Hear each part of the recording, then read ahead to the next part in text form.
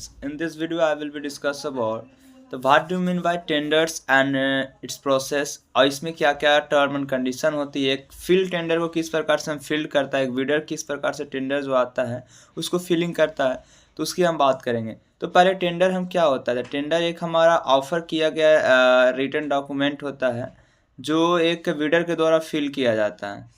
जो ऑनर या डिपार्टमेंट होगा उसके द्वारा एक ऑफर किया जाएगा एंड बिडर जो होगा कॉन्ट्रैक्टर होगा उसको फिल करेगा। तो इस प्रोसेस को ही टेंडरिंग कहते हैं और ये टेंडर फिल किया जाता है, दैट इज कॉल्ड टेंडर। वो ऑफर को एक्सेप्ट करना टेंडर कहलाता है। एक प्रोसेस हो जाएगा तो उसको टेंडरिंग कर देंगे। तो हम बात करते हैं किस प्रकार से हम फील्ड टेंडर की फिलिंग करते हैं। तो इसको पहला हमारा होता है एक इन्वेलप सिस्टम, 2 इन्वेलप सिस्टम और 4 इन्वेलप सिस्टम। तो हम बात करेंगे 2 इन्वेलप सिस्टम से ज़्यादा यूज़ किया जाता है। तो इसकी 2 इन्वेलप सिस्टम और 4 इन्वेलप सिस्टम का माने क्या। तो 2 इन्वेलप सिस्टम में हम क्या करते हैं, 2 इन्वेलप सिस्टम में एक टेक्निकल इन्वेलप बनाया जाता है, एक फाइनेंशियल इन्वेलप बनाया जाता है। तो एक टेंडरिंग होने के पहले यदि उस बिडर को सिलेक्ट करना है तो उसकी पहले फर्स्ट इन्वेलप में टेक्निकल कंडीशन, टेक्निकल इन्वेलप बनाया जाएगा। टेक्निकली उसमें क्या क्या हमारा रेट है वो लिखा जाएगा और उसके बाद हम फाइनेंशियल इन्वेलप में जाएंगे। यदि वो टेक्निकली क्वालिफाइड बिडर्स होगा तो ही उसकी फाइनेंशियल इन्वेलप को चेक किया जाएगा।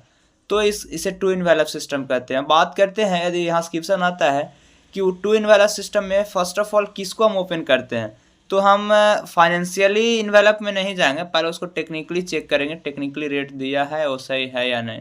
देन उसके बाद हम टेक्निकल उसको चेक करते हैं। टेक्निकल चेक होने के बाद उसको हम फाइनेंशियली चेक करते हैं, इसकी पैसा कितना लग रहा है। यदि उसकी क्वालिटी अच्छा है देन उसको हम टेक्निकल चेक करेंगे। एंड बात करते हैं इससे टर्म इसको सिलेक्ट करने के लिए क्या क्या कुछ टर्म होते हैं उसकी बात करते हैं। तो पहला हमारा कंपैरेटिव स्टेटमेंट होता है एंड स्क्रूटनी ऑफ टेंडरिंग होता है। तो टेंडर का स्क्रूटनिंग कैसे होता है एंड कंपैरेटिव स्टेटमेंट क्या होता है। तो टेंडर को सिलेक्ट करने के लिए पहला हमको एक कंपैरेटिव स्टेटमेंट बनाया जाता है। जैसे एक टेबलर फॉर्म हो गया, उस टेबलर फॉर्म में डिफरेंट जितना बिडर फॉर्म किया है तो उसकी क्या क्या रेट्स क्वाइट किया गया है उसको हम कंपेयर करते हैं कि उससे हम क्या फ़ायदा होता है कंपैरेटिव स्टेटमेंट से। जो सबसे लोवेस्ट बिडर होगा उसको क्वालिफाइड करेंगे।